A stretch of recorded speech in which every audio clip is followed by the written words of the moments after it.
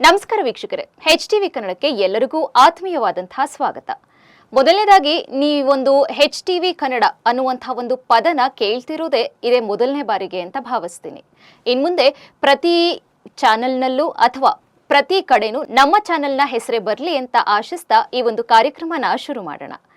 ಮೊದಲನೇದಾಗಿ ಎಲ್ಲರೂ ಆಶಯ ಅಥವಾ ನಿಮ್ಮ ಇಷ್ಟ ಅಥವಾ ನೀವು ಬಯಸೋದು ಅಂತ ಹೇಳೋದಾದ್ರೆ ಎಲ್ಲ ಕಡೆ ಸತ್ಯ ಬೇಕು, ನಿಷ್ಠೆ ಇರಬೇಕು, ನ್ಯಾಯದ ಪರ ಇರಬೇಕು, ಯಾವುದೇ ರೀತಿಯಾದಂಥ ಸುಳ್ಳು ಇಲ್ಲದೆ ಒಂದು ನ್ಯೂಸ್ ಚಾನೆಲ್ನ ಎಲ್ಲರೂ ಕೂಡ ಇಷ್ಟಪಡ್ತೀರಾ ಅಥವಾ ಬೇಕು ಅಂತ ಭಾವಿಸ್ತೀರಾ. ನಿಮ್ಮ ಈ ರೀತಿಯಾದಂತಹ ಎಲ್ಲ ಆಸೆಗಳನ್ನ ಈಡೇರಿಸಬೇಕು ಅನ್ನುವಂಥ ಒಂದು ಉದ್ದೇಶನ ಇಟ್ಕೊಂಡೇ ಬಂದಿರೋದು HTV ಕನ್ನಡ. ನಮ್ಮಲ್ಲಿ 30 ಜನಕ್ಕಿಂತ ಮೇಲ್ಪಟ್ಟಂತಹ ಎಂಪ್ಲಾಯೀಸ್ಗಳು ಕೆಲಸ ಮಾಡ್ತಾ ಇದ್ದೀವಿ.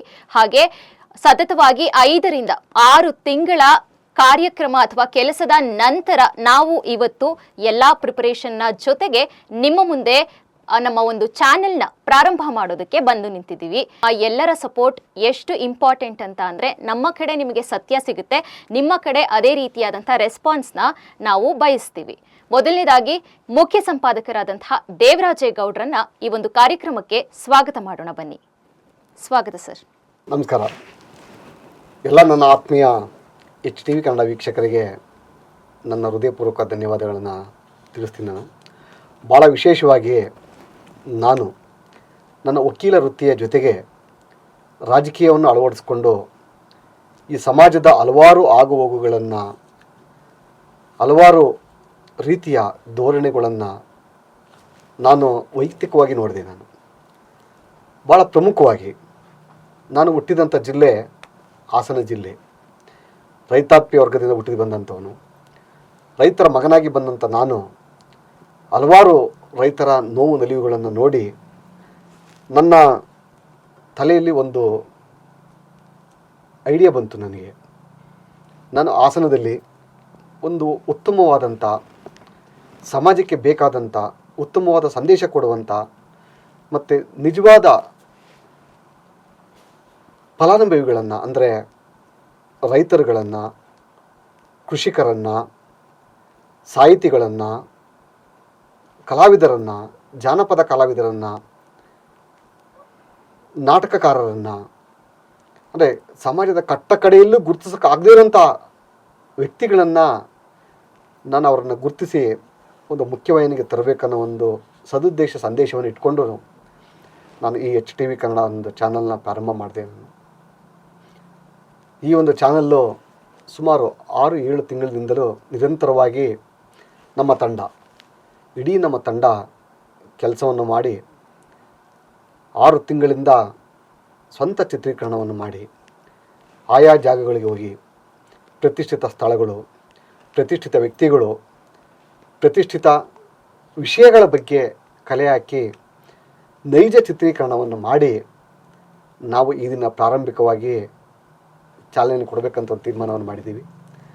ಭಾಳ ವಿಶೇಷವಾಗಿ ನನ್ನ ಸಹಪಾಠಿಗಳು, ನನ್ನ ಮುಖ್ಯ ಸಂಪಾದಕ ಅನ್ನೋಕ್ಕಿಂತ ಮುಂಚಿತವಾಗಿ ನೀವೆಲ್ಲ ನನ್ನ ಸಹಪಾಠಿಗಳು, CC media private limited company ಅಧೀನದಲ್ಲಿ ಬರುವಂಥ ಈ ಒಂದು HTV ಕನ್ನಡ ಸುದ್ದಿವಾಹಿನಿಯು ಕೇವಲ ಸುದ್ದಿವಾಹಿನಿಯಾಗಿರದೆ ಮನರಂಜನೆಗಾಗಿ ಮತ್ತು ಕಲೆ, ಸಾಹಿತ್ಯ, ಸಂಸ್ಕೃತಿ, ನಾಡು ನುಡಿಯ ಬಗ್ಗೆ ಅತಿ ಹೆಚ್ಚಿನ ಆಸಕ್ತಿಯನ್ನು ಇಟ್ಟುಕೊಂಡು ನಾವೊಂದು ಈ HTV ಕನ್ನಡ ಚಾನಲನ್ನು ಲಾಂಚ್ ಮಾಡ್ತಾಯಿದ್ದೀನಿ. ನಾನು ಭಾಳ ವಿಶೇಷವಾಗಿ ನಾವು ಹಲವಾರು ಕಾರ್ಯಕ್ರಮಗಳು ಇಟ್ಕೊಂಡು ತಮ್ಮ ಮುಂದೆ ಬರ್ತಾಯಿದ್ದೀವಿ. ಅಲ್ಲಿ ನೋಡಿದ್ರಲ್ಲ ವೀಕ್ಷಕರೇ, ನಮ್ಮ ಚಾನೆಲ್ ಬರೀ ನಿಮಗೆ ಮನರಂಜನೆ ಮಾತ್ರ ಅಲ್ಲ, ಹಾಗೆ ಬರೀ ಕೃಷಿ ಬಗ್ಗೆ ಮಾತ್ರ ಅಲ್ಲ, ಹಾಗೆ ಬರೀ ಕಲೆಗಳ ಬಗ್ಗೆ ಮಾತ್ರ ಅಲ್ಲ, ಸಾಹಿತ್ಯದ ಬಗ್ಗೆ ಕೂಡ ಮಾತ್ರ ಅಲ್ಲ, ಪ್ರತಿಯೊಂದು ವಿಷಯದಲ್ಲೂ ನಿಮಗೆ ಮಾಹಿತಿನ ಕೊಡ್ತಾ ಹೋಗ್ತೀವಿ. ಅಂದರೆ 360 ಡಿಗ್ರಿ ಆ್ಯಂಗಲಲ್ಲೂ ನಮ್ಮ ಸುತ್ತಮುತ್ತ ನಡೀತಾ ಇರುವಂತಹ ಅಷ್ಟೋ ವಿಷಯಗಳನ್ನ ನಿಮ್ಮ ಮುಂದೆ ಸತ್ಯದ ರೀತಿಯಲ್ಲಿ ತೆರೆದಿಡುವಂತಹ ಪ್ರಯತ್ನ ನಮ್ಮ ಚಾನೆಲ್ನ ಮೂಲಕ ಆಗುವಂಥದ್ದು. ನಮ್ಮ ಚಾನೆಲ್ನಲ್ಲಿ ಆಗುವಂತಹ ಕಾರ್ಯಕ್ರಮಗಳ ವಿವರಣೆಗಳನ್ನ ಈಗ ನನ್ನ ಸಹಪಾಠಿ ಹಾಗೆ ನಮ್ಮ ಚಾನೆಲ್ನ ನಿರೂಪಕಿಯಾಗಿರುವಂತಹ ಅನಿತಾ ಅವರು ತಿಳಿಸ್ಕೊಡ್ತಾರೆ. ಬನ್ನಿ ಅವರ ಹತ್ರ ಕೇಳೋಣ. ನಮಸ್ಕಾರ ವೀಕ್ಷಕರೇ. HTV ಕನ್ನಡ ವಾಹಿನಿಯ ಎಲ್ಲ ವೀಕ್ಷಕರಿಗೂ ನನ್ನ ನಮಸ್ಕಾರಗಳು. ಪ್ರತಿದಿನವೂ ನಿಮ್ಮ ಮನಸ್ಸು ಉಲ್ಲಾಸದಾಯಕವಾಗಿ ಶುರುವಾಗಲಿ ಅಂತ ಸುಪ್ರಭಾತದ ದಿನದ ವಿಶೇಷಗಳನ್ನು ಕುರಿತು ಆ ದಿನದ ವಿಶೇಷತೆ ಸಂದರ್ಭವಾಗಿ ನಿಮ್ಮ ಸುಪ್ರಭಾತವನ್ನು ನಿಮ್ಮ ಮುಂದೆ ತಂದಿಡೋ ಈ ಪ್ರಯತ್ನ ಮಾಡ್ತಿದ್ದೀವಿ. ಸುಪ್ರಭಾತದ ನಂತರ ವಾಚನ ಕಾರ್ಯಕ್ರಮ. ಇದರ ಬಗ್ಗೆ ಸಂಪೂರ್ಣ ಮಾಹಿತಿಯನ್ನು ನಮ್ಮ ಸಂಪಾದಕರಾದಂಥ ದೇವರಾಜೇಗೌಡರವರು ನಿಮಗೆ ತಿಳಿಸಿಕೊಡ್ತಾರೆ. ಹೌದು ಅನಿತಾ, ಇದು ಭಾಳ ಅತ್ಯದ್ಭುತವಾದಂಥ ಕಾರ್ಯಕ್ರಮ. ಇದು ಈ ವಾಚನ ಕಾರ್ಯಕ್ರಮ ಜನರ ಭಾವನೆಯನ್ನು, ಜನರಲ್ಲಿ ಬರುವಂಥ ಬದುಕಿನ ಬಗ್ಗೆ, ಹಿಂದೆ ನಮ್ಮ ಆಧ್ಯಾತ್ಮಿಕ ಜಗತ್ತು ಯಾವ ರೀತಿ ನಮ್ಮ ಒಂದು ಲೌಕಿಕ ಜಗತ್ತಿಗೆ ಪರಿವರ್ತನೆ ಆಗಬೇಕಾದ್ರೆ ಅದಕ್ಕೆ ಪರಿಣಾಮಕಾರಿಯಾದಂಥ ಕೆಲವು ಅಂಶಗಳ ಬಗ್ಗೆ ಮಹಾಭಾರತ ಯಾವ ಪಾತ್ರವನ್ನು ವಹಿಸಿತ್ತು ಅಂತೇಳಿ ನಮ್ಮ ವಿದ್ವಾನ್ ಗಣೇಶ್ ಉಡುಪ ಮತ್ತು ಪ್ರೊಫೆಸರ್ ಅನ್ಸೂಯ ಅವರು ನಡೆಸಿಕೊಡುವಂಥ ಈ ಕಾರ್ಯಕ್ರಮ ಕುಮಾರವ್ಯಾಸ ಭಾರತ. ಈ ಒಂದು ಕಾರ್ಯಕ್ರಮವನ್ನು ಎಷ್ಟು ಅದ್ಭುತವಾಗಿ ಹೇಳಿದ್ದಾರೆ ಅಂತ ಅಂದರೆ, ಕಟ್ಟೆ ಕಡೆಯ ವ್ಯಕ್ತಿಯು ಕೂಡ ಈ ಕಾರ್ಯಕ್ರಮವನ್ನು ಕುಳಿತು ನೋಡಿದಾಗ ಜಗತ್ತಿನ ನಿಯಮದಲ್ಲಿ ಮನುಷ್ಯನ ಪರಿವರ್ತನೆ ಯಾಕಾಗ್ತದೆ ಅನ್ನೋದ್ರ ಬಗ್ಗೆ ಭಾಳ ಅದ್ಭುತವಾಗಿ ನಡೆಸ್ಕೊಟ್ಟಿದ್ದಾರೆ ಅಲ್ಲಿ. ಹಾಗಾಗಿ ಈ ಒಂದು ವಿಶೇಷ ಕಾರ್ಯಕ್ರಮವನ್ನು ನಮ್ಮ HTV ಕನ್ನಡ ತಮ್ಮ ಮುಂದೆ ತರ್ತಾ ಇದ್ದೀವಿ ನಾವಲ್ಲಿ. ಹಾಗಾಗಿ ಭಾಳ ವಿಶೇಷ ಕಾರ್ಯಕ್ರಮವಾಗಿ ನಾವು ತೊಗೊಂಡಿರೋದ್ರಿಂದ ತಾವೆಲ್ಲರೂ ಕೂಡ ವೀಕ್ಷಣೆ ಮಾಡಿ ಅಂತೇಳಿ ನನ್ನ ಒಂದು ವಿಶೇಷ ಮಾಹಿತಿ ಅಂತೇಳಿ. Thank you sir. ಇದರ ನಂತರ ದಿನ ಭವಿಷ್ಯವು ಶುರುವಾಗುತ್ತೆ. ದಿನ ಭವಿಷ್ಯ ರಾಜ್ಯದ ಹೆಸರಾಂತ ಪ್ರಸಿದ್ಧ ಜ್ಯೋತಿಷಿಯವರಿಂದ ನಿಮ್ಮ ಭವಿಷ್ಯದ ಬಗ್ಗೆ ವಿಶ್ಲೇಷಣೆ ಮಾಡ್ತಾರೆ. ದಿನ ಭವಿಷ್ಯದ ನಂತರ HTV ಕನ್ನಡ ವಾಹಿನಿಯಿಂದ ವಾರ್ತೆಗಳು ಶುರುವಾಗಲಿದೆ. ಇದರ ಬಗ್ಗೆ ಹೆಚ್ಚಿನ ಮಾಹಿತಿಯನ್ನು ನಮ್ಮ ಸಂಪಾದಕರಾದ ದೇವರಾಜೇಗೌಡರು ಸರ್ ಅವರು ಹೇಳಬೇಕು ಅಂತ. ಹೌದು ಅಂತ ಭಾಳ ವಿಶೇಷವಾಗಿ ಬೇರೆ ಚಾನಲ್ನಲ್ಲಿ ಅಂದರೆ ವಾಹಿನಿಗಳಲ್ಲಿ ಬಿತ್ತರವಾಗುವಂಥ ನ್ಯೂಸ್ಗಳನ್ನು, ಸುದ್ದಿಗಳನ್ನು ನಾವು ಭಾಳ ವಿಶಿಷ್ಟವಾಗಿ ಬದಲಾವಣೆಯಾಗಿ ತರ್ತಾ ಇದ್ದೀವಿ ನಾವಲ್ಲಿ. ಕೇವಲ TRPಗೋಸ್ಕರ ನಡೆಸುವಂಥ ಕೆಲವು ಚಾನಲ್ಗಳು ಈ ಸಮಾಜಕ್ಕೆ ಬೇಕಾಗಿರುವಂಥ ಸುದ್ದಿಗಳನ್ನು ಕೊಡದೆ ಕೆಲವು ಸೆಕೆಂಡ್ಗೆ ಸಿಗುವಂಥ ಜೋಶ್ ಕೊಡುವಂಥ ಸುದ್ದಿಗಳನ್ನು ತಂದು ಜನಗಳನ್ನ ಮನಸ್ಸಿನಲ್ಲಿ ಕಲ್ಮಶಗಳನ್ನು ಸೃಷ್ಟಿ ಮಾಡಿ ಆ ಭಾವನೆಗಳಿಗೆ ವಿರುದ್ಧವಾಗಿ ನಡೆಯುವಂಥ ಒಂದು ಸಮಾಜವನ್ನು ಸೃಷ್ಟಿ ಮಾಡ್ತಾ ಇದ್ರಲ್ಲಿ. ಸೊ ಹಾಗಾಗಿ ನಾವಲ್ಲಿ ಈ ವಾರ್ತೆ ಯಾವ ರೀತಿ ಇರಬೇಕು ಅಂತಂದರೆ, ಈ ಸುದ್ದಿಯನ್ನು ನೋಡಿದಾಗ ನೈಜ ಘಟನೆಯಲ್ಲಿ ಸತ್ಯಕ್ಕೆ 1% ವ್ಯತ್ಯಾಸ ಇರಬಾರ್ದು ಅಂತ ಒಂದು ಸತ್ಯ ಸಂದರ್ಶನವನ್ನು, ಸತ್ಯ ಸಂಗತಿಯನ್ನು ಜನತೆಯ ಮುಂದೆ ನಾವು ನಿಖರವಾಗಿ ಇಡುವಂಥ ಕೆಲಸವನ್ನು ನಮ್ಮ HTV ತಂಡ ಮಾಡ್ತಾ ಇದೆ ಅಲ್ಲಿ.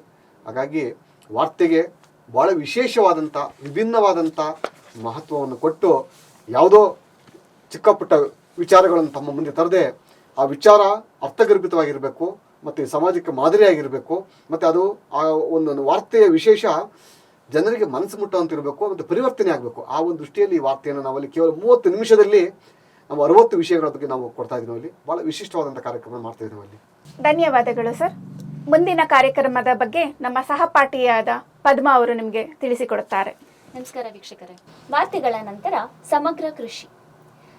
ಸಮಗ್ರ ಕೃಷಿ ಕಾರ್ಯಕ್ರಮದಲ್ಲಿ ರೈತರು ಅಂದರೆ ನೈಸರ್ಗಿಕ ಕೃಷಿ, ಸಾಂಪ್ರದಾಯಿಕ ಕೃಷಿ, ಸಾವಯವ ಕೃಷಿ, ಈ ಕೃಷಿಗಳಲ್ಲಿ ಅತ್ಯಂತ ಸಾಧನೆಯನ್ನು ಮಾಡಿದಂತಹ ರೈತರನ್ನ ಗುರುತಿಸಿ ಅವರು ಹೇಗೆ ಆರ್ಥಿಕವಾಗಿ ಸ್ವಾವಲಂಬನೆಯನ್ನು ಪಡೆದಿದ್ದಾರೆ ಅನ್ನೋದನ್ನ ನಮ್ಮ ಚಾನಲ್ ಈ ಒಂದು ಅವರ ಪರಿಚಯವನ್ನ ನಮ್ಮ ಚಾನಲ್ನಲ್ಲಿ ಮಾಡಿಕೊಡಲಾಗುತ್ತದೆ. ಈ ಕಾರ್ಯಕ್ರಮದ ಬಗ್ಗೆ ಇನ್ನಷ್ಟು ಮಾಹಿತಿಯನ್ನ ನಮ್ಮ ಸಂಪಾದಕರಾದ ದೇವರಾಜೇಗೌಡರವರು ತಿಳಿಸಿಕೊಳ್ಳುತ್ತಿದ್ದಾರೆ. ಹೌದು ಪದ್ಮ, ಭಾಳ ವಿಶೇಷವಾಗಿ ನಮ್ಮ HTV ಕನ್ನಡ ತಂಡ ಒಂದು ವಿಶೇಷ ಕಾರ್ಯಕ್ರಮವನ್ನು ನಾವು ಕೃಷಿಗಾಗಿ ಮಾಡ್ಕೊಂಡಿದ್ದೀವಿ ನಾವಲ್ಲಿ. ಭಾಳ ವಿಶೇಷವಾಗಿ ಒಬ್ಬ ರೈತ ತನ್ನ ಕೃಷಿಯನ್ನು ಮಾಡಬೇಕಾದ್ರೆ ಯಾವ ನಿಯಮವನ್ನು ಅಳವಡಿಸಬೇಕು ಅಲ್ಲಿ, ಆತನ ಭೂಮಿಯಲ್ಲಿ, ಆತನ ಮಣ್ಣಿನಲ್ಲಿ ಯಾವ ಬೆಳೆಯನ್ನೇ ಬೆಳಿಬೇಕಲ್ಲಿ, ಭಾಳ ವಿಶೇಷವಾಗಿ ಆ ಭೂಮಿಯ ಫಲವತ್ತತೆಯ ಬಗ್ಗೆ ಅಧಿಕಾರಿಗಳಿಂದ ಸಮಗ್ರ ಮಾಹಿತಿನ ಪಡ್ಕೊಂಡು ಅಲ್ಲಿ ವಾಣಿಜ್ಯ ಬೆಳೆ ಬೆಳೆಯುವಂಥದ್ದು, ನೈಸರ್ಗಿಕ ಬೆಳೆ ಬೆಳೆಯುವಂಥದ್ದು, ಇಂಥ ಒಂದು ಯಾವ ರೈತನಿಗೆ ಯಾವ ಜಾಗದಲ್ಲಿ ಯಾವ ಬೆಳೆಯನ್ನು ಬೆಳಿಬೇಕು ಅಂತೇಳಿ ಅದು ಮಾರ್ಗದರ್ಶನ ಕೊಡುವಂಥ ಕೆಲಸವನ್ನು ನಮ್ಮ HTV ಕನ್ನಡ ತಂಡ ಮಾಡ್ತಾ ಇದೆ. ಭಾಳ ವಿಶೇಷವಾಗಿ ಯಾರು ಪ್ರಗತಿಪರ ರೈತರಿದ್ದಾರೆ, ಅವರ ಸ್ವಾವಲಂಬನೆಗಾಗಿ ಅವ್ರು ಏನೇನು ಮಾಡ್ತಾ ಇದ್ದಾರೆ ಅಲ್ಲಿ, ಅವರ ಯಶಸ್ಸಿಗೆ ಕಾರಣ ಏನು, ಅವರ ಸ್ಟೋರಿಯನ್ನು ನಾವು ಮಾಡಿ ನಾವು ಅವರ ಇದ್ದ ಸ್ಥಳಕ್ಕೆ ಹೋಗಿ ಅವರ ಜಮೀನಿಗೆ ಹೋಗಿ ನಾವು ನಮ್ಮ ಕ್ಯಾಮ್ರಾ ತಂಡದೊಂದಿಗೆ ಹೋಗಿ ನಾವು ಅಲ್ಲಿ ಚಿತ್ರೀಕರಣವನ್ನು ಮಾಡಿ ಅಲ್ಲಿ ಅದನ್ನು ಮಾದರಿಯಾಗಿ ಸಮಾಜಕ್ಕೆ ಒಬ್ಬ ರೈತ ಕೇವಲ ರಾಗಿ, ಭತ್ತ, ಜೋಳ, ಬೇಳೆಕಾಳು ಬೆಳೆಯೋದ್ರ ಬದಲು ಉನ್ನತವಾದಂಥ ಬೆಳೆಯನ್ನು ಬೆಳೆದು, ವಾಣಿಜ್ಯ ಬೆಳೆಗಳನ್ನು ಬೆಳೆದು ಆರ್ಥಿಕ ಸ್ವಾವಲಂಬನೆಯಾಗಿ ಬದುಕಬೇಕು ಅಂತೇಳಿ ನಮ್ಮ HTV ಕನ್ನಡ ತಂಡ ಆ ರೈತನ ಜಮೀನಿಗೆ ಹೋಗಿ ಅವನಿಗೆ ಬೇಕಾದಂಥ ಎಲ್ಲ ಆಯವ್ಯಯಗಳಲ್ಲಿ ಉನ್ನತವಾದಂಥ ಸಮಗ್ರ ಮಾಹಿತಿಯನ್ನು ಸಂಬಂಧಪಟ್ಟ ಅಧಿಕಾರಿಗಳಿಂದ ರೈತರಿಗೆ ಕೊಡಿಸ್ಬೇಕಾಗಿ ನಾವಲ್ಲಿ ತೀರ್ಮಾನವನ್ನು ಮಾಡಿ ಇಡೀ ನಮ್ಮ ತಂಡ ಇವತ್ತು ನಾವು ಕೃಷಿಯತ್ತ ಅತಿ ಹೆಚ್ಚಿನ ಬೆಳಕನ್ನು ಚೆಲ್ಲಿದಿನವಲ್ಲಿ ಈ ಎಲ್ಲ ಕಾರ್ಯಕ್ರಮನ ತಮ್ಮ ಮುಂದೆ ತರ್ತಾ ಇದ್ದೀವಿ. ತಾವು ನೋಡ್ತಾ ಇರಿ. ನಮ್ಮ ಮುಂದಿನ ಕಾರ್ಯಕ್ರಮ ಪರಿಚಯ. ವೀಕ್ಷಕರೇ, ಈ ಪರಿಚಯ ಕಾರ್ಯಕ್ರಮದಲ್ಲಿ ನಮ್ಮ ಜಿಲ್ಲೆಯ ಅತ್ಯಂತ ಎಲ್ಲ ರೀತಿಯ ಕಲಾವಿದರನ್ನು ನಾವು ಗುರುತಿಸಿ, ಅವರ ಸಾಧನೆಗಳನ್ನು ಗುರುತಿಸಿ, ಅವರ ಬಗ್ಗೆ ನಾವು ಇನ್ನಷ್ಟು ಪರಿಚಯ ಮಾಡಿಕೊಡುವ ಒಂದು ಪ್ರಯತ್ನವನ್ನು ನಾವು ಮಾಡ್ತಿದ್ದೇವೆ. ಇದರ ಬಗ್ಗೆ ನಮ್ಮ ಸಹಪಾಠಿಯಾದ ಚಾಂದಿನಿಯವರು ಹೇಳ್ತಾರೆ. ನಿಮ್ಮ ಮುಂದೆ ನಮ್ಮ ಈ ಒಂದು ಚಾನೆಲ್ನ ಮೂಲಕ ಇಡ್ತಾ ಇರುವಂತಹ ಒಂದು ವಿಶೇಷ ಕಾರ್ಯಕ್ರಮ ಅಂದ್ರೆ ಅದು ಪರಿಚಯ. ಈ ಪರಿಚಯ ಕಾರ್ಯಕ್ರಮದಲ್ಲಿ ಏನಪ್ಪಾ ಸಿಗಬಹುದು ಅಂದ್ರೆ, ನೀವೇನ್ ಬಯಸ್ತಿದ್ದೀರಾ? ನಿಮಗೆ ಕ್ರೀಡೆ ಬೇಕಾ? ವಿದ್ಯೆಗಳ ಬಗ್ಗೆ ಮಾಹಿತಿ ಬೇಕಾ? ಕೃಷಿ ಬಗ್ಗೆ ಮಾಹಿತಿ ಬೇಕಾ? ನಮ್ಮ ಭಾರತವೇ ಕಲೆಗಳ ನಾಡು ಅಂತ ಹೇಳ್ತೀವಿ. ಕಲೆಗಳ ಬಗ್ಗೆ ಮಾಹಿತಿ ಬೇಕಾ? ಸಾಹಿತ್ಯದ ಬಗ್ಗೆ ಮಾಹಿತಿ ಬೇಕಾ? ಪ್ರತಿಯೊಂದು ಮಾಹಿತಿ ಸೆಕ್ಟರ್ ಅಥವಾ ಪ್ರತಿಯೊಂದು ಸೆಕ್ಟರ್ಗಳನ್ನ ಮೂಲಕ ನಾವು ನಿಮಗೆ ಸಾಧಕರನ್ನ ತಂದು ಪರಿಚಯ ಮಾಡ್ತೀವಿ. ಯಾವ ರೀತಿಯ ಸಾಧಕರು ಅಂದ್ರೆ, ಸರ್ಕಾರ ಗುರುತಿಸಿರುವಂತಹ ಹಾಗೆ ಇಲ್ಲಿ ನಾವು ಎತ್ತಿ ಹಿಡಿತಾ ಇರುವಂತದ್ದು ಸರ್ಕಾರ ಗುರುತಿಸದೇ ಇರುವಂತಹ ಕೆಲವೊಂದು ಸಾಧಕರುಗಳು, ಹಾಗೆ ಅದನ್ನ ಸರ್ಕಾರ ಅವರನ್ನ ಕಡೆಗಣಿಸ್ತಾ ಇದೆ. ಅಂತಹ ಸಾಧಕರನ್ನ ನಾವು ನಿಮ್ಮ ಮುಂದೆ ತರ್ತೀವಿ. ಸರ್ಕಾರದ ಗಮನವನ್ನ ಸೆಳೆದು ಅದರ ಜೊತೆಗೆ ಅವರಿಗೆ ಸಿಗಬೇಕಾದಂತಹ ನಿಲುವನ್ನ ನಮ್ಮ ಚಾನೆಲ್ನ ಮೂಲಕ ನಮಗೆ ಎಷ್ಟು ಸಾಧ್ಯವೋ ಅಷ್ಟರ ಮಟ್ಟಕ್ಕೆ ನಾವು ಅದನ್ನ ಎತ್ತಿ ಹಿಡಿಬೇಕು ಅನ್ನೋ ಒಂದು ನಿಲುವನ್ನ ತಾಳಿ ನಾವು ಈ ಒಂದು ಕಾರ್ಯಕ್ರಮವನ್ನ ಪರಿಚಯ ಮಾಡ್ತಾ ಇರುವಂತದ್ದು. ಪರಿಚಯ ಅನ್ನುವಂಥ ಒಂದು ಕಾರ್ಯಕ್ರಮದ ಮೂಲಕ ಇಲ್ಲಿ ಎಲ್ಲಾ ಸೆಕ್ಟರ್ನ ಸಾಧಕರನ್ನ ನಾವು ನಿಮಗೆ ತಂದು ಗುರುತಿಸ್ತೀವಿ. ನಿಮಗೆ ಯೋಗ ಬೇಕಾ, ವಿದ್ಯೆ ಬೇಕಾ, ಸಾಧನೆ ಬೇಕಾ, ಕಲೆ ಬೇಕಾ, ಸಾಹಿತ್ಯ ಬೇಕಾ, ಜನಪದ ಕಲೆಗಳು ಬೇಕಾ, ಜನಪದ ಗೀತೆಗಳು ಬೇಕಾ, ಸೋಬಾನೆ ಗೀತೆಗಳು ಬೇಕಾ, ಪ್ರತಿಯೊಂದು ಸ್ಟ್ರೀಮ್, ಪ್ರತಿಯೊಂದು ಸೆಕ್ಟರ್ನ ಕೂಡ ನಾವು ಆಯ್ಕೆ ಮಾಡಿ ನಿಮ್ಮ ಮುಂದೆ ಇಡ್ತೀವಿ. ಇದಕ್ಕೆ ಸಪೋರ್ಟ್ ಮಾಡುವಂತಹ ಕೆಲಸ ನಿಮ್ಮದಾಗಿರುತ್ತೆ.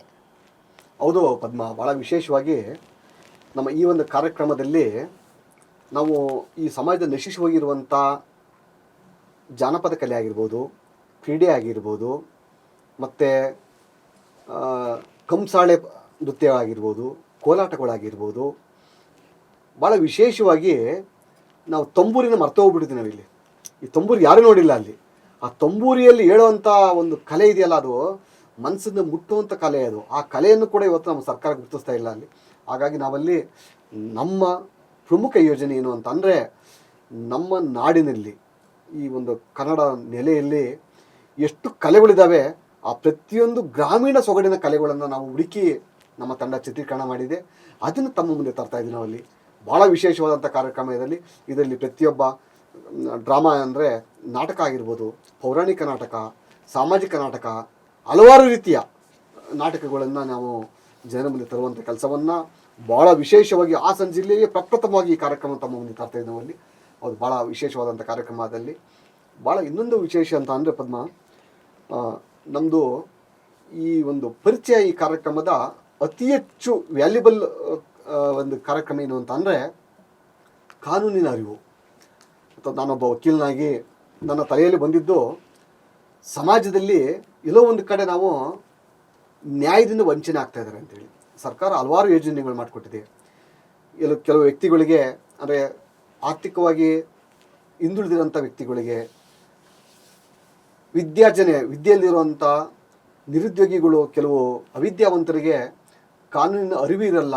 ಅವರಿಗೆ ಕೆಲವು ಸಿವಿಲ್ ಕೇಸ್ಗಳು ಬಂದಾಗ, ಇಲ್ಲ ಕ್ರಿಮಿನಲ್ ಕೇಸ್ ಬಂದಾಗ ಅವ್ರ ಪರವಾಗಿ ನಡೆಸೋಕ್ಕೆ ಎಷ್ಟೋ ಜನಕ್ಕೆ ಅಡ್ವೊಕೇಟ್ ಮಾಡೋಕ್ಕೆ ಶಕ್ತಿ ಇರಲ್ಲ. ಇವತ್ತಿನ ಒಂದು ವೈಭವೀಕರಣದ ವಕೀಲರ ಒಂದು ಏನು ಫೀಸ್ ಅಂತ ಏನಿದೆ, ಈ ಫೀಸ್ನಲ್ಲಿ ಕೆಲವರು ನಲಿಗೆ ಹೋಗ್ತಾ ಇದ್ದಾರೆ ಅಲ್ಲಿ. ಸೊ ಇಂಥ ಒಂದು ಸಂದರ್ಭದಲ್ಲಿ ನಾನು ಭಾಳ ವಿಶೇಷವಾಗಿ ಕರ್ನಾಟಕ ರಾಜ್ಯದಲ್ಲಿ ಪ್ರಪ್ರಥಮವಾರಿಗೆ ನುರಿತ ವಕೀಲರಿಂದ ನಾನು ಅವರಿಗೆ ಕಾನೂನು ಅರಿವು ಕೊಡಿಸೋವಂಥವನ್ನು, ಉಚಿತವಾಗಿ ಕಾನೂನು ಅರಿವು ಕೊಡಿಸೋಂಥ ಕಾರ್ಯಕ್ರಮವನ್ನು ಮಾಡ್ತಾಯಿದ್ದೀವಿ ಅಲ್ಲಿ. ಭಾಳ ಇನ್ನೊಂದು ವಿಶೇಷ ಏನು ಅಂತಂದರೆ, ಯಾರೋ ಒಬ್ಬ ಬಡವ ಏನೂ ಅಪರಾಧವನ್ನು ಮಾಡದೆ, ಅವನು ಯಾವ ಅರಿವಿನೂ ಇಲ್ಲದೇನೆಯಲ್ಲಿ ನಿರೀಕ್ಷಿತವಾದಂಥ ಘಟನೆಗೆ ಇವತ್ತು ಜೈಲುವಾಸ ಅನುಭವಿಸ್ತಾ ಇದ್ದಾರೆ. ಅಂಥ ಕೈದಿಗಳನ್ನು ನಾವು ಜೈಲಿಗೆ ಹೋಗಿ ಆ ಕೈದಿಗಳನ್ನು ಗುರುತಿಸಿ ಅಂಥ ಕೈದಿಗಳಿಗೆ ನಮ್ಮ HTV ತಂಡ ಅವರಿಗೆ ಸೂಕ್ತ ರಕ್ಷಣೆಯನ್ನು ಕೊಟ್ಟು, ಅವರಿಗೆ ಸೂಕ್ತವಾದಂಥ ಒಂದು ಜಾಮೀನನ್ನು ಕೊಟ್ಟು, ಮತ್ತು ಅವರ ಪರವಾಗಿ ನ್ಯಾಯವನ್ನು ಎತ್ತಿಡಿಯುವಂಥ ವಕೀಲರ ನೇಮಕ ಮಾಡಿಕೊಡುವಂಥ ಮತ್ತು ಅವ್ರಿಗೆ ಕಾನೂನು ಸಲಹೆ ಕೊಡುವಂಥ ಕೆಲಸಗಳನ್ನ ನಾನು ಮಾಡಬೇಕಂತ ನಮ್ಮ HTV ಕನ್ನಡ ತಂಡ ಮಾಡ್ತಾ ಇದೆ. ಅಲ್ಲಿ ಭಾಳ ಪ್ರಮುಖವಾಗಿ ಇದುವರೆಗೂ ಕೂಡ ಯಾರು ಕೂಡ ಇಂಥ ಒಂದು ಸಾಹಸಕ್ಕೆ ಕೈ ಹಾಕಿಲ್ಲ. ಅಲ್ಲಿ ನಾವು ಹಾಲಿ ವೃತ್ತಿಯಲ್ಲಿ ನಿರ್ವಹಿಸ್ತಿರುವಂಥ ಕೆಲವು ನ್ಯಾಯಾಧೀಶರನ್ನು ವಾರಕ್ಕೆ ಒಂದು ಬಾರಿ ಅವರನ್ನು ನಾವು ಇಂಟರ್ವ್ಯೂ ಮಾಡಬೇಕಂತ ಮನವಿ ಮಾಡಿದ್ದೀವಿ ನಾವಲ್ಲಿ. ಸೊ ಅವರ ಒಂದು ಇಂಟರ್ವ್ಯೂವನ್ನು ಸಮಾಜ ಯಾವತ್ತಿ ನಡಿಬೇಕು, ಸಮಾಜದಲ್ಲಿರುವಂಥ ವ್ಯಕ್ತಿಗಳು ಯಾವ ಒಂದು ರೀತಿ ಹೋಗಬೇಕು, ಕ್ರೈಮಲ್ಲಿ ಯಾವತ್ತಿ ಇನ್ವಾಲ್ವ್ ಆಗ್ತಾ ಇದ್ದಾರೆ. ಇವತ್ತು ಸೊಸೈಟಿಯಲ್ಲಿ ಇವತ್ತು ಬಾಲ ಅಪರಾಧಿಗಳು ಜಾಸ್ತಿ ಆಗ್ತಾ ಇದ್ದಾರೆ. ಭಾಳ ವಿಶೇಷವಾಗಿ ಪೋಕ್ಸೋ ಕಾಯ್ದೆಗಳು ಹೆಚ್ಚಾಗ್ತಾ ಇದ್ದಾವೆ. ಇಲ್ಲಿ ಹೆಣ್ಣು ಮಕ್ಕಳ ಮೇಲೆ ಒಂದು ಚಿಕ್ಕ ವಯಸ್ಸಿನಂಥ ಹೆಣ್ಣು ಮಕ್ಕಳ ಮೇಲೆ, ಅಪ್ರಾಪ್ತ ಹೆಣ್ಣು ಮಕ್ಕಳ ಮೇಲೆ ಲೈಂಗಿಕ ದೌರ್ಜನ್ಯ ಆಗ್ತಿರೋಂಥದ್ದು, ಹೀಗೆ ಹಲವಾರು ಹೀನ ಕೃತ್ಯಗಳು ಅರಿವಿನ ಬರ್ಧನೆ ಮಾಡ್ತಾರಂಥ ಈ ಹೀನ ಕೃತ್ಯಗಳನ್ನ ತಡಿಬೇಕು ಅಂತೇಳಿ ಭಾಳ ಪ್ರಮುಖವಾಗಿ ಚಿಕ್ಕ ವಯಸ್ಸಿಗೆ ಇವತ್ತು ನಾವು ಮೊಬೈಲ್ಗೆ ಅಡಿಕ್ಟ್ ಆಗಿದೆ ಮಕ್ಕಳೆಲ್ಲ.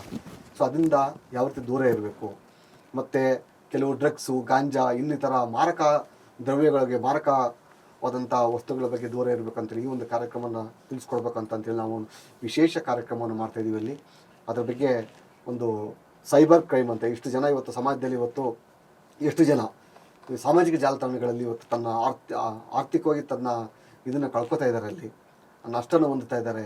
ಯಾವ ರೀತಿ ಈ ಸೈಬರ್ ಕ್ರೈಮ್ನವರು ಅಂದರೆ ಈ ಸಾಮಾಜಿಕ ಜಾಲತಾಣಗಳಲ್ಲಿ ಈ ಕಳ್ಳರು ಯಾವ ರೀತಿ ಒಂದು ದರೋಡೆಯನ್ನು ಮಾಡ್ತಾರೆ ಅಂತೇಳಿ ಅದನ್ನು ನಾವು ನೈಜ ಘಟನೆಯನ್ನು ಇವತ್ತು ಪ್ರೊಫೆಸರ್ಗಳ ಮುಂದೆ ಮುಖಾಂತರ ಮಾಡುವಂಥ ಕಾರ್ಯಕ್ರಮ ಇದೆ. ಅದ್ರ ಬಗ್ಗೆ ನಮ್ಮ ಚಾಂದಿನಿ ಅವರು ತಮಗೆ ಎಕ್ಸ್ಪ್ಲೇನ್ ಮಾಡ್ತಾರೆ ಅಲ್ಲಿ. ಹಾಗಾಗಿ ಹಲವಾರು ಕಾರ್ಯಕ್ರಮಗಳ ಬಗ್ಗೆ ನಮ್ಮ ಸಹೋದ್ಯೋಗಿ ತಮ್ಮ ಬಗ್ಗೆ ಅದನ್ನ ಹೇಳ್ತಾರೆ. ಹೇಳಿ ಪರಿಚಯ ಕಾರ್ಯಕ್ರಮದ ಬಗ್ಗೆ ತುಂಬಾ ಅಚ್ಚುಕಟ್ಟಾಗಿ ತಿಳಿಸಿದ್ರು ಅಂತ ಭಾವಿಸ್ತೇನೆ. ಅದರ ಜೊತೆಗೆ ಪರಿಚಯ ಕಾರ್ಯಕ್ರಮದಲ್ಲಿ ವಿಶೇಷವಾಗಿ ನಾವು ಮಾಡಿದಂತಹ ಒಂದು ಕಾರ್ಯಕ್ರಮ ಯಾವುದಪ್ಪ ಅಂದ್ರೆ ಸೈಬರ್ ಕ್ರೈಮ್ ಬಗ್ಗೆ. ಈ ಸೈಬರ್ ಕ್ರೈಮ್ ಅನ್ನುವಂಥದ್ದು ಇತ್ತೀಚಿನ ದಿನಗಳಲ್ಲಿ ಪ್ರತಿಯೊಬ್ಬರಿಗೂ ಬೇಕಾಗಿರುವಂತಹ ಮಾಹಿತಿ.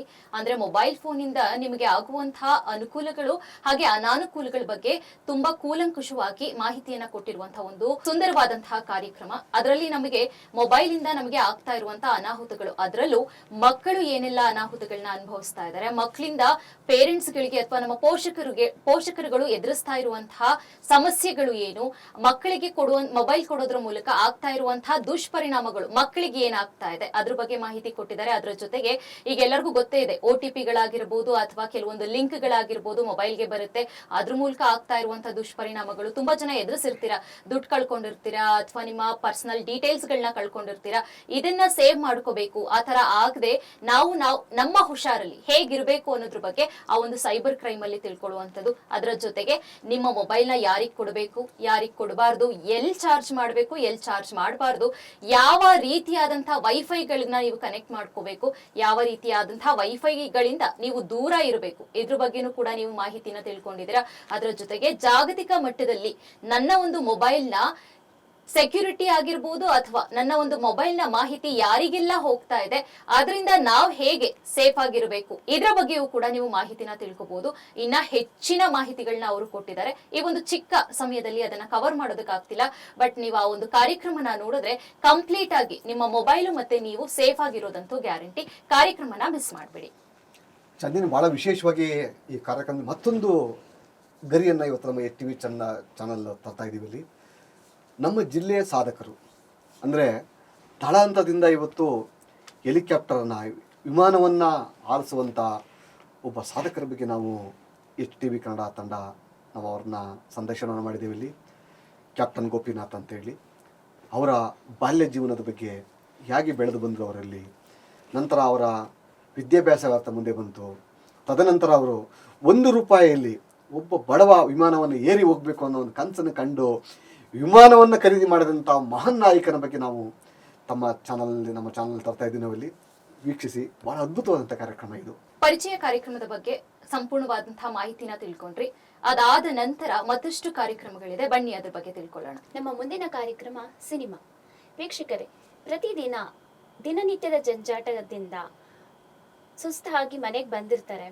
ಬಂದು ಕೂತು ನೋಡಿದಾಗ ಒಂದೊಳ್ಳೆ ಪ್ರೋಗ್ರಾಮ್ನ ನೋಡಬೇಕು ಅಂತ ಅನ್ಕೊಂತಾರೆ. ಹಾಗೆ ಅವ್ರ ಮನೋರಂಜನೆಗಾಗಿ ನಮ್ಮ HTV ಕನ್ನಡ ವಾಹಿನಿಯಲ್ಲಿ ಒಂದು ಒಳ್ಳೆ ಗುಣಮಟ್ಟದ ಸಾಮಾಜಿಕ ಕಳಕಳಿ ಇರುವಂತಹ ಹಾಸ್ಯಮಯ ಚಿತ್ರ ಆಗಲಿ ಹಾಗೂ ಭಕ್ತಿ ಪ್ರಧಾನ ಚಿತ್ರ ಆಗಲಿ, ಹೀಗೆ ಎಲ್ಲ ಮನೆ ಮಂದಿ ಕೂತು ನೋಡುವಂತಹ ಚಿತ್ರಗಳನ್ನ ನಾವು ಪ್ರಸಾರ ಮಾಡ್ಬೇಕು ಅಂತ ಅನ್ಕೊಂಡಿದೀವಿ.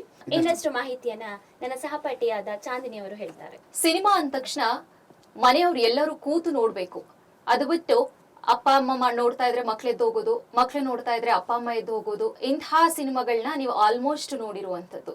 ಆದ್ರೆ ನಮ್ಮ ಚಾನೆಲ್ ನಲ್ಲಿ ಪ್ರಸಾರ ಆಗುವಂತದ್ದು ಕೆಲವು ಆಯ್ದಂತಹ ಚಿತ್ರಗಳನ್ನ ಮಾತ್ರ ನಾವು ಪ್ರಸಾರ ಮಾಡ್ತೀವಿ. ಕಾರಣ ಮನೆ ಮಂದಿ ಎಲ್ಲ ಅಂದ್ರೆ ಕೌಟುಂಬಿಕ ಸಮೇತವಾಗಿ ನೀವೆಲ್ಲರೂ ಕೂಡ ನಮ್ಮ ಚಾನೆಲ್ ಅಥವಾ ಸಮಾಜಕ್ಕೆ ಒಳಿತು ಮಾಡುವಂತಹ ಆ ಚಲನಚಿತ್ರಗಳನ್ನ ನೋಡ್ಬೇಕು ಅನ್ನೋ ಉದ್ದೇಶದಿಂದ, ಕೌಟುಂಬಿಕ ಸಮೇತವಾಗಿ ನೀವು ಅಲ್ಲಿ ಕೂರ್ಬೇಕು ಅನ್ನೋ ಒಂದು ಉದ್ದೇಶನ ಇಟ್ಕೊಂಡು ಆಯ್ದಂತಹ ಸಿನಿಮಾಗಳನ್ನ ನಾವು ನಿಮ್ಮ ಮುಂದೆ ಇಡ್ತೀವಿ. ಆ ಆಯ್ದ ಸಿನಿಮಾಗಳಿಂದನೂ ಕೂಡ ನೀವುಗಳು ಸಮಾಜಕ್ಕೆ ಒಳಿತು ಮಾಡುವಂಥದ್ದು ಅಥವಾ ನಿಮ್ಮ ಮನಸ್ಸಿನ ಮೇಲೆ ಉತ್ತಮ ಪರಿಣಾಮವನ್ನ ಬೀರುವಂತಹ ಚಲನಚಿತ್ರಗಳನ್ನ ನಾವು ನಿಮ್ಮ ಮುಂದೆ ಇಡ್ತೀವಿ. ಆ ಮನರಂಜನೆಯ ಕಾರ್ಯಕ್ರಮವನ್ನ ಮಿಸ್ ಮಾಡದೆ ನೋಡ್ಬೇಕು. ಇದಾದ ನಂತರ ಮಧ್ಯಾಹ್ನದ ವಾರ್ತೆಗಳಿರ್ತದೆ. ಬಹಳ ಅರ್ಥಗರ್ಭಿತವಾದಂಥ ದೈನಂದಿನ ಚಟುವಟಿಕೆಗಳ ಬಗ್ಗೆ, ನೈಜ ಘಟನೆಗಳ ಬಗ್ಗೆ ನಾವು ಮಧ್ಯಾಹ್ನದ ವಾರ್ತೆಯಲ್ಲಿ ಕೊಡ್ತೀವಿ ನಾವು. ತದನಂತರ ಮುಂದಿನ ಕಾರ್ಯಕ್ರಮದ ಬಗ್ಗೆ ನನ್ನ ಸಹೋದ್ಯೋಗಿ ಅನಿತಾ ನಡೆಸ್ಕೊಡ್ತಾರೆ. ಮನೆ ರುಚಿ ಆಹಾ, ಎಲ್ಲರೂ ಕಷ್ಟಪಟ್ಟು ದುಡಿದು ಮನೆಗೆ ಬಂದು ಆ ಆಹಾರ ಎಷ್ಟು ಪ್ರಾಮುಖ್ಯತೆ ಆಗಿರುತ್ತೆ. ಪ್ರತಿ ಒಬ್ಬರು ಕಷ್ಟಪಟ್ಟು ದಿನೆಲ್ಲ ದುಡಿಯೋದು ಆ ಆಹಾರಕ್ಕಾಗಿ. ಆ ರುಚಿ ಇಲ್ಲದೆ ಇರುವಂಥ ಆಹಾರ ನನಗೆ ಸಂತೋಷನೇ ಇರೋದಿಲ್ಲ ಅಲ್ವಾ. ಈಗ ಪ್ರತಿ ಒಬ್ಬರು, ಎಷ್ಟೋ ಜನಗಳು, ಎಷ್ಟೋ ಹೆಂಗಸರು, ಕೆಲವ್ರಿಗೆ ಅಡುಗೆನೇ ಬರೋದಿಲ್ಲ, ಅದ್ರ ಬಗ್ಗೆ ತಿಳುವಳಿಕೆ ಮೂಡಿಸುವಂಥದ್ದೇ ನಮ್ಮ ಚಾನಲ್. ಸೊ ಮನೆ ಮಂದಿ ಎಲ್ಲರೂ ಖುಷಿ ನೀಡುವಂತಹ ಆ ರುಚಿಯನ್ನು ಹೇಗೆ ಉಣಬಡಿಸುವುದು ಎಂಬುದನ್ನು ನಮ್ಮ ವಾಹಿನಿ ಮೂಲಕ ಉತ್ತಮವಾಗಿ ಪರಿಣಿತರಾದಂತಹ ಆಹಾರ ರುಚಿಯವರನ್ನು ಕರೆಸಿ ಅವರಿಂದ ನಿಮಗೆ ತಿಳಿಸಿಕೊಡುವಂತಹ ಕಾರ್ಯಕ್ರಮವಾಗಿರುತ್ತದೆ. ಹೌದು ಅನಿತಾ, ಬಹಳ ವಿಶೇಷವಾಗಿ ಹಲವು ವಾಹಿನಿಗಳು ನುರಿತ ಅಡಿಗೆ ಪಂಡಿತರಿಂದ ಅಡಿಗೆಯನ್ನು ಮಾಡಿ ಎಲ್ಲರಿಗೂ ಉಣಿಬಡಿಸ್ತಾರೆ. ಇಲ್ಲಿ ನಮ್ಮ ಚಾನಲ್ ವಿಶೇಷ ಏನು ಅಂತಂದರೆ, ನಮ್ಮ ವೀಕ್ಷಕರು ಯಾರಿದ್ದೀರಾ ತಾವುಗಳು ಬಂದು ನಮ್ಮ ಚಾನಲ್ನಲ್ಲಿ ತಮ್ಮ ಕಲೆಯನ್ನು ಪ್ರದರ್ಶನ ಮಾಡ್ಬೋದು, ಅಡುಗೆ ಕಲೆಯನ್ನು. ಭಾಳ ಇನ್ನೊಂದು ವಿಶೇಷ ಅಂತ ಅಂದರೆ, ಈ ಒಂದು ಮನೆ ರುಚಿ ಕಾರ್ಯಕ್ರಮಕ್ಕೆ ತಮ್ಮದೇ ಮನೆಗೆ ಬಂದು ತಾವು ಮಾಡುವಂಥ ರುಚಿಕರವಾದಂಥ ಅಡುಗೆಯನ್ನು ಈ ನಾಡಿನ ಜನತೆ ಮುಂದೆ ತರುವಂಥ ಕೆಲಸವನ್ನು ಮಾಡ್ತೀವಿ ಅಲ್ಲಿ. ಹಾಗಾಗಿ ತಾವು ವೀಕ್ಷಕರನ್ನು ತಾವು ಕೂಡ ನಮ್ಮ ಕಚೇರಿಯ ನಂಬರ್ ತೊಗೊಳ್ಳಿ, ನಮ್ಮ ಚಾನಲ್ ನಂಬರ್ ತೊಗೊಂಡು ಕರೆ ಮಾಡಿ ತಮ್ಮ ಒಂದು ಸಮಯವನ್ನು ನಿಗದಿ ಮಾಡಿ ಕೊಟ್ಟರೆ ನಮ್ಮ ತಂಡ ತಮ್ಮ ಮನೆಗೆ ಬಂದು ತಾವು ಮಾಡುವಂಥ ಅಡುಗೆಯನ್ನು ಈ ರಾಜ್ಯದ ಜನತೆಗೆ ತೋರಿಸುವಂಥ ಕೆಲಸವನ್ನು, ವಿಭಿನ್ನವಾದ ಕೆಲಸವನ್ನು ಮಾಡ್ತಾ ಇದ್ದೀವಿ ಅಲ್ಲಿ. ಇದಾದ ನಂತರ ಆರೋಗ್ಯವೇ ಭಾಗ್ಯ ಅನ್ನುವಂತಹ ಒಂದು ಕಾರ್ಯಕ್ರಮವನ್ನ ನಾವು ನಿಮ್ಮ ಮುಂದೆ ಇಡ್ತಾ ಇದ್ದೀವಿ.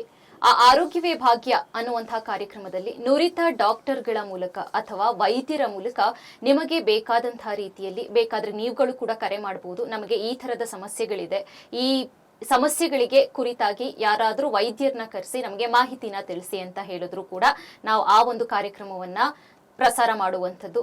ಅಥವಾ ಬೇರೆ ಬೇರೆ ವಿಶೇಷವಾದಂತಹ ಕಾಯಿಲೆಗಳಾಗಿರ್ಬೋದು, ಅಥವಾ ಪರಿಹಾರ ಮನೆಯಲ್ಲೇ ಸಿಗ್ಬೋದು, ಅಥವಾ ನೀವು ಡಾಕ್ಟರ್ ಹತ್ರನೇ ಹೋಗಬೇಕು ಅನ್ನುವಂಥ ಕೆಲವೊಂದು ವಿಶೇಷವಾದಂತಹ ರೀತಿಯ ಆರೋಗ್ಯ ಸಮಸ್ಯೆಗಳಿರ್ಬೋದು. ಈ ರೀತಿಯಾದಂತಹ ಆರೋಗ್ಯ ಸಮಸ್ಯೆಗಳ ಬಗ್ಗೆ ಅಥವಾ ಅದರ ಕುರಿತು ನಾವು ವಿಶೇಷ ನುರಿತಂತಹ ವೈದ್ಯರನ್ನ ಕರೆಸಿ ನಿಮಗೆ ಮಾಹಿತಿಯನ್ನ ನೀಡುವಂತ ಕೆಲಸವನ್ನ ನಾವು ಮಾಡ್ತೀವಿ.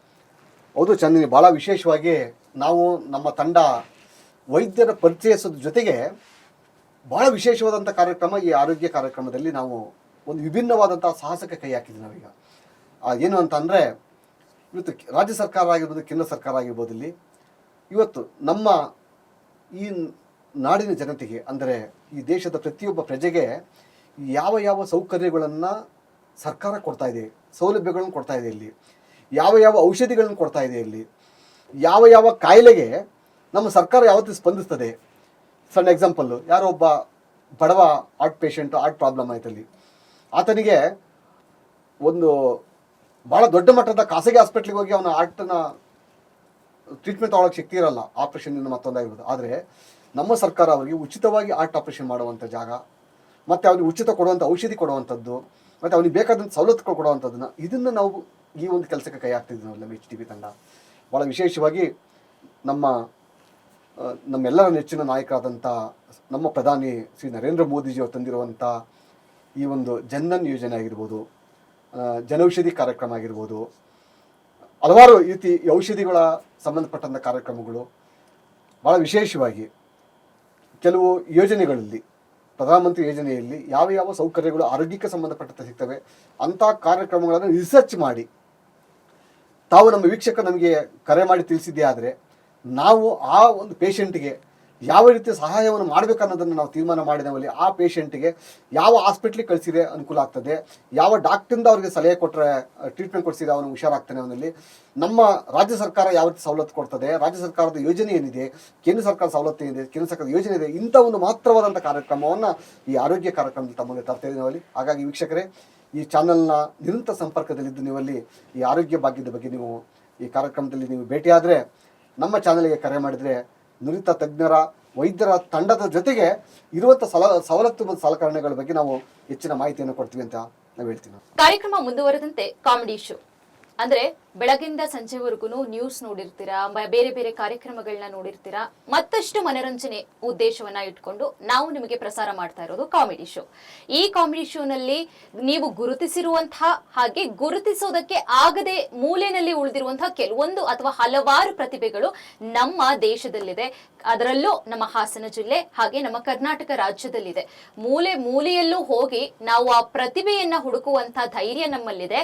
ಅದಕ್ಕೆ ಸಪೋರ್ಟ್ ನೀವು ಮಾಡಬೇಕು. ಹೇಗೆ ಅಂದ್ರೆ ಕರೆ ಮಾಡೋದ್ರ ಮೂಲಕ ನಾವು ಈ ರೀತಿಯಾದಂತಹ ಮನರಂಜನೆ ಅಥವಾ ಈ ರೀತಿಯಾದಂತಹ ಕಾಮಿಡಿ ಶೋಗಳನ್ನ ಮಾಡ್ತೀವಿ ಅನ್ನೋದನ್ನ ನೀವು ಇಟ್ಕೊಂಡು ನಮಗೆ ಕರೆ ಮಾಡಿದ್ರೆ ನಾವು ಅಲ್ಲೇ ಬಂದು ನಿಮ್ಮ ಒಂದು ಟ್ಯಾಲೆಂಟ್ ಅಥವಾ ನಿಮ್ಮ ಒಂದು ಏನ್ ಕಲೆ ಇದೆ ಅದನ್ನ ಗುರುತಿಸೋ ಪ್ರಯತ್ನ ನಮ್ಮ ಕಡೆಯಿಂದ ಆಗುತ್ತೆ. ಅದರ ಬಗ್ಗೆ ಹೆಚ್ಚಿನ ಮಾಹಿತಿನ ನಮ್ಮ ಸಂಪಾದಕರಿಂದನೇ ತಿಳ್ಕೊಳ್ಳೋಣ. ಹೌದು ಚಂದಿನಿ, ಬಹಳ ವಿಶೇಷವಾದ ಕಾರ್ಯಕ್ರಮ ಇದು. ಏನಾಗಿದೆ ಅಂತಂದ್ರೆ ನಮ್ಮ ಸಮಾಜದಲ್ಲಿ ಈ ಡ್ರಾಮಾ ಜೂನಿಯರ್ಸ್ ಅಂತದ್ದು, ಕಾಮಿಡಿ ಕಿಲಾಡಿಗಳಂತರು, ಕಾಮಿಡಿ ಶೋ, ಇದು ಹಲವಾರು ಕಾರ್ಯಕ್ರಮಗಳನ್ನು ದೊಡ್ಡ ದೊಡ್ಡ ವಾಹಿನಿಗಳಲ್ಲಿ ರಾಜ್ಯ ಮಟ್ಟದಲ್ಲಿ ಈ ಒಂದು ಕಾರ್ಯಕ್ರಮವನ್ನು ಮಾಡ್ತಾರೆ. ಅಲ್ಲಿ ಆ ಕಾರ್ಯಕ್ರಮಕ್ಕೆ ಹೋಯ್ತು ಅಂತಂದರೆ ಅವನು ಭಾಳ ದೊಡ್ಡ ಸ್ಟಾರ್ ಕ್ಯಾಂಪಿಯನ್ ಆಗ್ಬಿಟ್ಟ ಅವನು, ಆಮೇಲೆ ಬಿಲಿಯನ್ ಲೆಕ್ಕದಲ್ಲಿ ವ್ಯೂವರ್ಸ್ ಇದ್ದಾರೆ, ಹಾಗೆ ಹೀಗೆ ಅಂತಂತೇಳಿ ಏನೋ ಒಂದು ಕ್ರಿಯೇಟ್ ಮಾಡ್ತಾರೆ. ಫಾರ್ ಎಕ್ಸಾಂಪಲ್ ಮೊನ್ನೆ ನಾವೆಲ್ಲ ನೋಡಿರ್ಬೋದು, ಈ ಬಿಗ್ ಬಾಸಲ್ಲಿ ಗಿಲ್ಲಿ ನಟ ಗೆದ್ದು ಬಂದ ಅಂತೇಳಿ ಅವನಿಗೆ ವೈಭವೀಕರಣ ಮಾಡಿದರು. ನಮ್ಮ ಚಾನಲ್ನ ವಿಶೇಷತೆ ಏನು ಅಂತಂದರೆ ಅಂಥ ಕಲಾವಿದರು ಪ್ರತಿ ಹಳ್ಳಿಯಲ್ಲೂ ಇದ್ದಾರೆ ಅಲ್ಲಿ. ಸೊ ಅಂಥ ಹಳ್ಳಿಗೆ ನಮ್ಮ ಕ್ಯಾಮ್ರಾ ಎಂಟ್ರಿ ಕೊಟ್ಟು ನಾವಲ್ಲಿ ಅಂಥ ಕಲಾವಿದರನ್ನ ಪ್ರತಿಯೊಬ್ಬನಲ್ಲೂ ಕೂಡ ಕಲೆ ಇದೆ. ಅಲ್ಲಿ ನಾಟಕ ಆಗಿರ್ಬೋದು, ಸಾಂಗ್ಸ್ ಆಗಿರ್ಬೋದು, ಅವನಲ್ಲಿ ಸಂಗೀತ ಆಗಿರ್ಬೋದು, ಇಲ್ಲಾಂದರೆ ಬೇರೆ ಥರ ಎಲ್ಲ ಕಾಮಿಡಿ ಮಾಡೋವಂಥ ಶೋಗಳಾಗಿರ್ಬೋದು, ಇಂಥ ಒಂದು ಕಲಾವಿದರನ್ನ ನಾವು ಹುರಿದುಂಬಿಸಿ ತರುವಂಥ ಕೆಲಸವನ್ನು ಮಾಡ್ಬೇಕು ನಾವಲ್ಲಿ. ಹಾಗಾಗಿ ನಾವು ಭಾಳ ವಿಶೇಷವಾಗಿ ಪ್ರತಿಯೊಂದು ಗ್ರಾಮಗಳಲ್ಲೂ ಕಲೆಗಳನ್ನು ಹುಡುಕಿ ಹೋಗಿ ಆ ಕಲಾವಿದರ ಹುಡುಕಿ ತಂದು ನಿಲ್ಲಿಸುವಂಥದ್ದು, ಮತ್ತು ಪ್ರತಿ ಶಾಲಾ ಕಾಲೇಜುಗಳಿಗೆ ಹೋಗಿ ಅವರಲ್ಲಿರುವಂಥ ಟ್ಯಾಲೆಂಟನ್ನು ಗುರುತಿಸಿ ಅವರನ್ನು ಮುಖ್ಯವಾಗಿ ತರುವಂಥ ಕೆಲಸವನ್ನು ನಮ್ಮ HTV ಕನ್ನಡ ತಂಡ ಮಾಡ್ತದೆ. ಇದಕ್ಕೆ ನಮ್ಮ HTV ಕನ್ನಡ ತಂಡ ಪ್ರಬುದ್ಧವಾಗಿದೆ ಅಂತ ಹೇಳ್ತೀವಿ. ಅಲ್ಲಿ ಮುಂದಿನ ಕಾರ್ಯಕ್ರಮ ಮಹಿಳಾ ಮಣಿಗಳು. ಮಹಿಳಾ ಮಣಿಗಳು ಎಲ್ಲೆಲ್ಲಿ ಸಾಧನೆ ಮಾಡಿಲ್ಲ, ಓದುವುದರಲ್ಲಾಗಲಿ, ಕೆಲಸದಲ್ಲಾಗಲಿ, ಹಾರುವುದರಲ್ಲಾಗಲಿ, ಎಲ್ಲ ಕ್ಷೇತ್ರಗಳಲ್ಲೂ ಅವರು ಪುರುಷರಷ್ಟೇ ಈ ಸಮನಾಗಿ ಎಲ್ಲ ಕ್ಷೇತ್ರಗಳಲ್ಲೂ ಸಾಧನೆಗಳನ್ನು ಮಾಡಿದ್ದಾರೆ. ಮಹಿಳಾ ಮಣಿಗಳ ಮಾತಾಡೋದ್ರ ಬಗ್ಗೆ ನಮಗೆ ಹೆಮ್ಮೆ ಅನ್ಸುತ್ತೆ. ಅದರ ಬಗ್ಗೆ ಪೂರ್ತಿ ವಿವರಣೆ ನಮ್ಮ ಸಹಪಾಠಿಯವರು ನೀಡ್ತಾರೆ. ವಿಶೇಷವಾಗಿ ಸಾಧನೆಗೈದಿರುವಂತಹ ಮಹಿಳಾ ಮಣಿಗಳನ್ನ ನಮ್ಮ ಒಂದು ಕಾರ್ಯಕ್ರಮದ ಮೂಲಕ ನಾವು ನಿಮಗೆ ಪರಿಚಯ ಮಾಡಿಸ್ತೀವಿ. ಆ ಕಾರ್ಯಕ್ರಮದ ಹೆಸರೇ ಮಹಿಳಾ ಮಣಿಗಳು ಅಂತ. ಅಂದ್ರೆ ಮಹಿಳೆಯರು ವಿಶೇಷವಾಗಿ ಮಾಡ್ತಾ ಇರುವಂತಹ ಕೆಲಸಗಳು, ಅಥವಾ ಯಾವ್ದಪ್ಪ ವಿಶೇಷವಾದಂತಹ ಕಾರ್ಯಕ್ರಮ ಅಂತ ಕೇಳ್ಬೋದು, ಅಥವಾ ಕೆಲಸಗಳು ಅಂತ ಕೇಳ್ಬೋದು.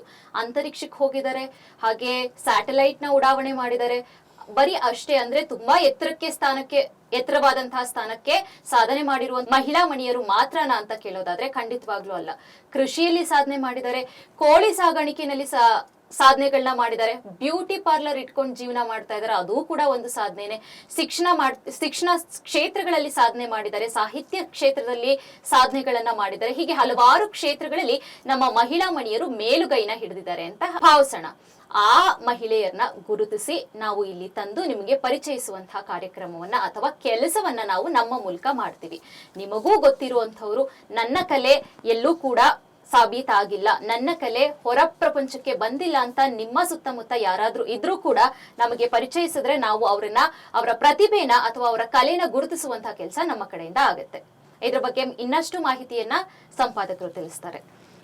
ಬಹಳ ವಿಶೇಷವಾಗಿ ನಾವು ನಮ್ಮ HTV ಕನ್ನಡ ತಂಡ ಸರ್ಕಾರದ ಯೋಜನೆಗಳು, ಇವತ್ತು ನಾವು ಭಾರತದಲ್ಲಿ 33% ಮಹಿಳೆಯರಿಗೆ ಮೀಸಲಾತಿಯನ್ನು ನಾವು ನೋಡ್ತಾ ಇದ್ದೀವಿ. ನಾವಲ್ಲಿ ಮೊನ್ನೆ ಲೋಕಸಭೆಯಲ್ಲಿ ಕೂಡ ರಾಜ್ಯಸಭೆಯಲ್ಲಿ ಅಂಗೀಕಾರ ಆಯಿತು. ಅಲ್ಲಿ ಪ್ರತಿಯೊಂದು ರಂಗದಲ್ಲೂ ಕೂಡ ಮಹಿಳೆಯರು ಮೇಲೆ ಬರಬೇಕು ಅಂತಂತೇಳಿ ನಮ್ಮ ಸರ್ಕಾರ ಹಲವಾರು ರೀತಿಯ ಯೋಜನೆಯನ್ನು ತರ್ತಾ ಇದೆ. ಅಲ್ಲಿ ಇದು ಇಲ್ಲೋ ಒಂದು ಕಡೆ ಗ್ರಾಮೀಣಕ್ಕೆ ಒಂದು ಕೊನೆಯ ಹಂತದಲ್ಲಿ ತಲುಪ್ತಾ ಇಲ್ಲ. ಅದು ಒಂದು ಗ್ರಾಮ ಪಂಚಾಯತಿ ಆಗಿರ್ಬೋದು, ಜಿಲ್ಲಾ ಪಂಚಾಯತಿ, ತಾಲೂಕ್ ಪಂಚಾಯತಿ, ಈ ಥರ ಹಲವಾರು ಕಾರ್ಯಕ್ರಮಗಳಲ್ಲಿ ಒಂದು ಪ್ರೋಗ್ರಾಮ್ಗಳಲ್ಲೂ ಕೂಡ ವಿಶೇಷವಾಗಿ ಮಹಿಳೆಯರಿಗೆ ಅಂತಲೇ ಕೊಡ್ತಾ ಇದೆ ಮೀಸಲಾತಿಯನ್ನು. ನಾವೆಲ್ಲ ನೋಡಿರ್ಬೋದು ಇಲ್ಲಿ ಒಂದು ಚಿಕ್ಕ ಪುಟ್ಟ ಸಣ್ಣ ಗುತ್ತಿಗೆ ಕೆಲಸನೂ ಕೂಡ ಮಹಿಳೆಯರಿಗೆ ಕೊಡ್ಬೇಕಂತ ಅಂತೇಳಿ ಕಾನೂನು ನಿಯಮಗಳಿದೆ ಇಲ್ಲಿ. ಬಟ್ ಅದನ್ನು ಅವ್ರ ಗಂಡಂದಿರೋ ಇಲ್ಲ ಅವ್ರ ಮನೆಯವ್ರು ಯಾರೋ ಮಾಡ್ಕೊಂಡು ದುಡ್ಡು ತಗೊಳ್ಳೋಂಥ ಕೆಲಸ ಮಾಡ್ತಾರೆ. ಬಟ್ ಆದರೆ ನಮ್ಮ HTV ಕನ್ನಡ ಹದ್ದಿನ ಕಣ್ಣನಿಡ್ತದೆ ಅಲ್ಲಿ ಮಹಿಳೆಯರ ಸ್ವಾವಲಂಬನೆಗೆ ಸಬಲೀಕರಣಕ್ಕಾಗಿ ಹೋರಾಟ ಮಾಡುವಂಥ ಕೆಲಸವನ್ನು ನಮ್ಮ HTV ಕನ್ನಡ ತಂಡ ಮಾಡ್ತದೆ ಇಲ್ಲಿ. ಸೊ ಆಗ ವಿಶೇಷವಾಗಿ ನಮ್ಮ ಜಿಲ್ಲೆಯಲ್ಲಿರುವ ಪ್ರತಿಯೊಬ್ಬ ಮಹಿಳೆಯರನ್ನು ಗುರುತಿಸಿ ಅವರು ಮಾಡುವಂಥ ಕೆಲಸಕ್ಕೆ ಒಂದು ಉನ್ನತವಾದಂಥ ಸಪೋರ್ಟ್ ನಿಲ್ಲುವಂಥ ಕೆಲಸವನ್ನು ನಮ್ಮ HTV ಕನ್ನಡ ತಂಡ ಮಾಡ್ತಾ ಇದೆ ಇಲ್ಲಿ.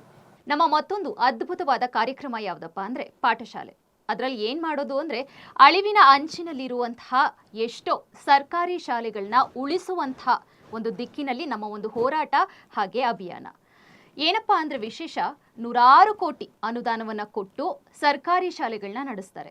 ಅದರ ಜೊತೆಗೆ ಆ ಸರ್ಕಾರಿ ಶಾಲೆಯಲ್ಲಿರುವಂತಹ ಶಿಕ್ಷಕರು ನುರಿತಂತಹ ಶಿಕ್ಷಕರಾಗಿರ್ತಾರೆ.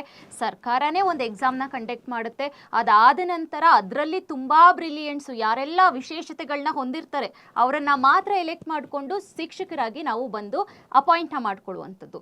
ಆದರೂ ಕೂಡ ಸರ್ಕಾರಿ ಶಾಲೆಗಳು ಯಾಕೆ ಮುಚ್ತಾ ಇದೆ? ಅದರ ವಿರುದ್ಧವಾಗಿ ನಮ್ಮ ಒಂದು HTV ಕನ್ನಡದ ಮೂಲಕ ಹೋರಾಟನ ಮಾಡ್ತಾ ಇದ್ದೀವಿ. ಮತ್ತೊಂದು ಬೇಸರದ ಸಂಗತಿ ಅಂತ ಹೇಳಿದ್ರು ತಪ್ಪಾಗೋದಿಲ್ಲ, ನಮ್ಮ ಶಿಕ್ಷಣ ಸಚಿವರೇ ಸರ್ಕಾರಿ ಶಾಲೆಗಳನ್ನ ಉಳಿಸುವತ್ತ ಒಂದು ಕಾರ್ಯಕ್ರಮವನ್ನು ಆಯೋಜನೆ ಮಾಡಬೇಕು. ಆದರೆ ಇಲ್ಲಿ ಆಗ್ತಿರೋದಾದ್ರೂ ಏನು, ಅವರ ಒಡೆತನದಲ್ಲೇ ಖಾಸಗಿ ಶಾಲೆಗಳು ತೆರೀತಾ ಇದೆ. ನಮ್ಮ ಸರ್ಕಾರಿ ಶಾಲೆಗಳು ಮುಚ್ಚೋದಕ್ಕೆ ಅವರು ಕೂಡ ಪರೋಕ್ಷವಾಗಿ ಕಾರಣಕರ್ತರೇ ಆಗಿರ್ತಾರೆ. ಇದರ ವಿರುದ್ಧವಾಗಿ HTV ಕನ್ನಡ ಆದಂತಹ ನಮ್ಮ ಎಲ್ಲರ ಕರ್ತವ್ಯ ಅಂತ ಭಾವಿಸ್ಕೊಂಡು ಅದರ ವಿರುದ್ಧವಾಗಿ ಅಭಿಯಾನ ಮಾಡ್ತಾ ಇದ್ದೀವಿ, ಹೋರಾಟ ಮಾಡ್ತಾ ಇದ್ದೀವಿ. ನೀವು ಕೂಡ ನಮ್ಮ ಜೊತೆ ಕೈ ಸೇರಿಸಬೇಕು.